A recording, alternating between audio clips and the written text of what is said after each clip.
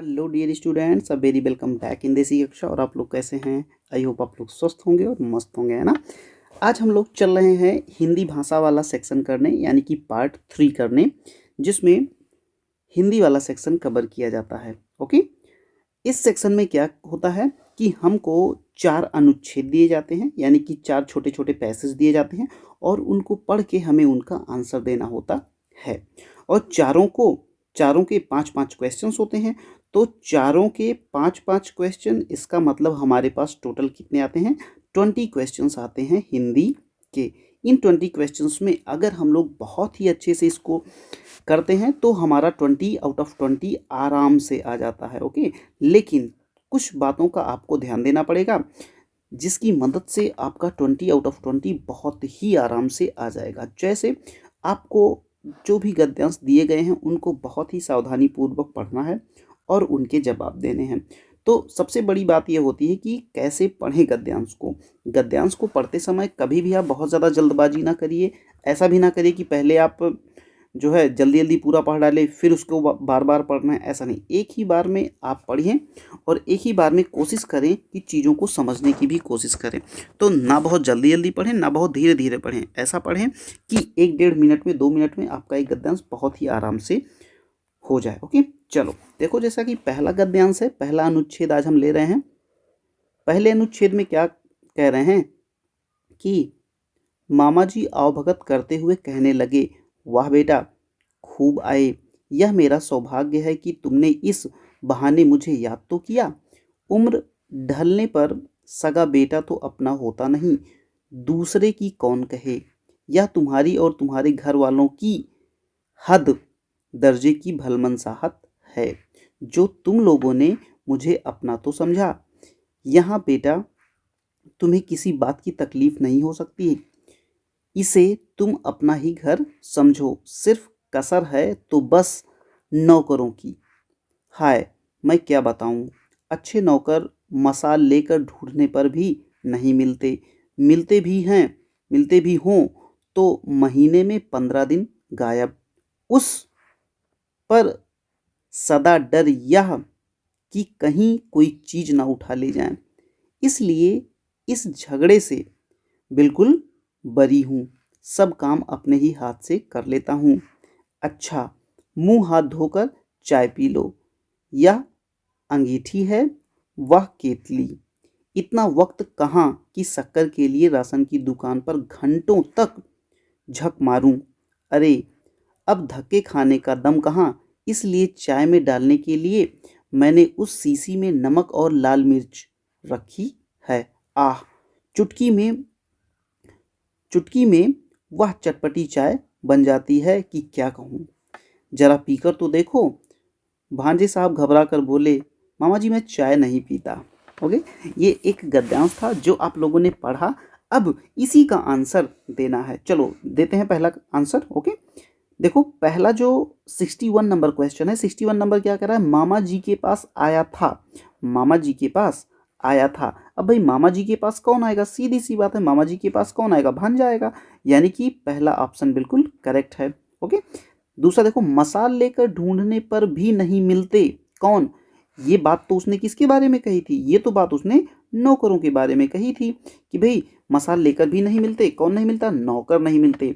अच्छा, आजकल के नौकर महीने में डाट डाट डाट कितने दिन गायब रहते हैं?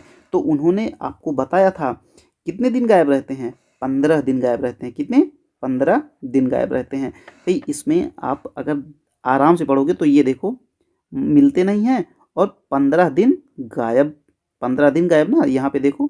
तो ये जब आप बहुत आसानी से पढ़ोगे, बहुत ध्यान लगा के पढ़ोगे, तो सारे आंसर्स बहुत ही आसानी से आप कर ले जाओगे। ओके, अब देखो क्वेश्चन नंबर 64। 64 में क्या कह रहे हैं कि मामा जी ने भांजे से चाय में क्या डालने को कहा। तो भाई शक्कर तो वो लेने जाते नहीं थे। ओके, तो गुड़ तो था नहीं, चीनी तो था ही नहीं, नमक और लाल मिर्ची। नमक और लाल मिर्ची करेक्ट आंसर होगी। भलमन साहत का अर्थ है, तो यहाँ पे देखो क्या करा, तुम्हारे घर वालों की हद हद दर्जे की भलमन साहत है। भलमन साहत का मतलब होता है मेरे भाई, भलमन साहत का मतलब होता है भलाई। ओके, भलमन साहत का क्या मतलब होता है? भलाई होता है। भलमन साहत का मतलब क्या होता है? भलाई होता है। तो मुझे लगता है, या भलाई नहीं, इसमें देखो भलमन साहत कहा है ना, तो भलमन साहत का क्या अर्थ है? भलमन साहत का अर्थ होता है सज्जनता। सज्जनता, भाई इन्होंने कहा ना कि तुम्हारे घर वालों की हद दर्जे की भलमन साहत। तो भलमन साहत का अर्थ क्या होता है? भलमन साहत का अर्थ होता है सज्जनता से। ओके, तो मुझे लगता है कि ये बात आपको बिल्कुल समझ में आई होगी और ये वाला गद्यांश भी आपने बहुत ही अच्छे से किया होगा। चलो अब हम लोग सेकंड वाला लेते हैं और सेकंड वाले गद्यांश को पढ़ते हैं। तो अनुच्छेद नंबर 2, अनुच्छेद नंबर 2 देखो किसके बारे में बोल रहा है?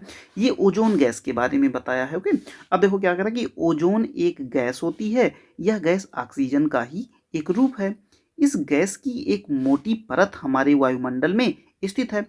ओजोन की परत हमारे लिए अत्यंत महत्वपूर्ण है। सूर्य का प्रकाश जब पृथ्वी पर आता है तो ओजोन परत में उपस्थित घातक पराबैंगनी किरणों को, कह रहा कि ओजोन परत प्रकाश में उपस्थित घातक पराबैंगनी किरणों को सोख लेती है और पृथ्वी तक ये किरणें नहीं पहुंच पाती। यदि ओजोन परत पराबैंगनी किरणों को ना सोखे और ये किरणें पृथ्वी पर आ जाएं तो अनेक गंभीर बीमारियां उत्पन्न हो सकती हैं, जैसे त्वचा का कैंसर, अंधापन आदि। ओके, यहाँ तक बात समझ में? ओके, अब आगे चलो। आज हमारी लापरवाही से ओजोन में एक छेद हो गया है जो बढ़ता ही जा रहा है। इस छेद का कारण क्लोरोफ्लोरोकार्बन नामक रासायनिक पदार्थ है। यह पदार्थ एयर कंडीशनर, फ्रिज, दूध को ठंडा करने वाले बड़ी बड़ी डेयरियों में उपस्थित यंत्रों में होता है। हमें ओजोन परत को बचाए रखने के लिए इन यंत्रों का कम से कम उपयोग करना चाहिए। यदि हमने ओजोन परत की सुरक्षा पर ध्यान नहीं दिया तो वह नष्ट हो जाएगी। उससे, है ना, उसके नष्ट होने से पृथ्वी से जीवन के समाप्त होने का खतरा है। ओके, तो ये एक बहुत ही बढ़िया गद्यांश था, ये एक बहुत ही प्यारा सा गद्यांश था जिसने हमको ओजोन गैस के बारे में बताया और उसकी महत्वपूर्ण चीज़ों के बारे में बताया। ओके, अब चलो इसके क्वेश्चंस को हम लोग लेते हैं। देखो क्वेश्चन में क्या कह रहा है कि 66 नंबर क्या है? वायुमंडल में मोटी परत स्थित है किसकी? ऑक्सीजन की, कि हीलियम की, कि ओजोन की, कि कार्बन डाइऑक्साइड। तो भाई हम लोगों ने अभी ओजोन के बारे में पढ़ा ना, तो किसकी? ओजोन की। ओके, तो मुझे लगता है ये बात आपको बिल्कुल समझ में आई होगी। ओके, चलो। ओजोन परत सोखती है क्या? पराबैंगनी किरणों को, क्लोरोफ्लोरोकार्बन की किरणों को, ओजोन किरणों को, घातक किरणों को। तो भाई ये पराबैंगनी किरणों को, किसको? पराबैंगनी किरणों को खोजती है। ओके, तो 67 नंबर भी अपना बहुत ही आराम से हो गया। उसके बाद आओ 68 नंबर। ओजोन परत में छेद हो गया है। ओजोन परत में छेद क्यों हो गया? प्राकृतिक रूप से, सूर्य के प्रकाश से, हमारी लापरवाही से, घातक किरणों से। तो हमारी लापरवाही से हुआ है। ओजोन परत में जो छेद हुआ है वो क्यों हो गया है? वो हमारी लापरवाही की वजह से हुआ है। ओके, इसमें अगर आप इसको आराम से पढ़ोगे तो आपको पता चलेगा। ये देखो, आज हमारी लापरवाही से ओजोन परत में छेद हो गया है। ओके, चलो अब आगे देखो। ओजोन परत के नष्ट होने से, ओजोन परत के नष्ट होने से क्या होगा? अनेक रोग हैं, अनेक रोग होने का खतरा है। वनस्पतियों का खतरा है, वनस्पतियों को खतरा है, जीवन के समाप्त होने का खतरा, उपरोक्त सभी। तो भाई इसमें तो सभी का खतरा है ना भाई, कि अनेक रोग भी हो जाएंगे, वनस्पतियों को भी खतरा है, जीवन का भी खतरा है। तो इसमें हमारा जो लास्ट वाला है वो बिल्कुल सही है। 69 में डी यानी कि फोर्थ ऑप्शन बिल्कुल सही है। ओके, जीवन का विलोम शब्द क्या होगा? तो जीवन का क्या होता है? जीवन का होता है मरण। जीवन का होता है मरण। बचपन नहीं होता है, जिंदगी भी नहीं होता है, युवा भी नहीं होता है, मरण होता है। क्या? मरण इज द करेक्ट आंसर। मरण जो है वो सही आंसर है किसका? जीवन का विलोम। ओके, तो मुझे लगता है इन दोनों गद्यांशों को पढ़ के आपको काफ़ी अच्छी फीलिंग आई होगी कि भाई इस तरीके से हम लोग आंसर बहुत ही आसानी से दे सकते हैं। ओके, अब चलो हम लोग लेते हैं नेक्स्ट अनुच्छेद, और नेक्स्ट अनुच्छेद में देखो क्या कह रहा है। अब नेक्स्ट वाला अनुच्छेद हम लोगों का है अनुच्छेद नंबर 3। ओके, चलो इसको पढ़ते हैं हम लोग। कह रहा है कि पतंग बनाने वाला महमूद अपनी जवानी की उम्र में सारे नगर में प्रसिद्ध था। उसकी उत्तम कारीगरी की पतंगों में कुछ तो 3-4 रुपए तक बिकती थीं। नवाब के कहने पर उसने एक विशेष प्रकार की पतंग बनाई जो उन सभी पतंगों से भिन्न थी। नगर में ऐसी पतंग पहले कभी नहीं देखी गई थी। उसे एक विशेष प्रकार के रंग बिरंगे कागजों से तैयार किया गया था। एक गोले के किनारे एक घास की टहनी बांध दी गई थी। आगे वाले गोले की सतह थोड़ी बाहर की तरफ झुकी हुई थी और उस पतंग पर एक चेहरा बना हुआ था। उसमें शीशे की दो छोटी छोटी आंखें लगी हुई थीं। सिर से पूंछ तक आकार में छोटे होते हुए गोले पतंग को रेंगते हुए सांप की शक्ल देते थे। इस भारी नमूने को पृथ्वी से ऊपर उड़ाने के लिए बड़े कौशल की आवश्यकता थी। इसे केवल महमूद ही संभाल सकता था। यानी कि इसमें पतंग के बारे में बताया गया है कि पतंग को महमूद कैसे बनाता था, उसमें किस तरीके की कलाकारी करता था। ये सारी बातों का आंसर अब हमें देना रहेगा। अब आओ हम लोग लेते हैं सबसे पहला क्वेश्चन इस अनुच्छेद का, जो कि है 71 नंबर। देखो 71 नंबर क्या करा, पतंग बनाने वाला था कौन था भाई, साबिर था, रामू था, रमेश था, महमूद था। भाई महमूद था, ऊपर ही लिखा गया है, ये देखो महमूद ही था। ओके, अब आओ, उसकी पतंग बिकती थी, यहाँ देखो कितने में बिकती थी, 3 से 4 रुपए में बिक जाती थी। समझ में आ रही बात, 3 से 4 रुपए में बिक जाती थी। तो इसमें सेकंड वाला ऑप्शन बिल्कुल सही है। ओके, अब देखो 73 विशेष प्रकार की पतंग किसके कहने पर बनाई गई थी। विशेष प्रकार की पतंग नवाब के कहने पर बनाई गई थी। यहाँ पे है ना, ये विशेष कागजों से तैयार की गई थी। कब, जब नवाब ने कहा था। तो ओके, ये देखो ये नवाब के कहने पर, ओके, नवाब के कहने पर बनाई गई थी। अब देखो ये आओ 74 नंबर, घास की टहनी बांधी, है ना, घास की टहनी बांध दी।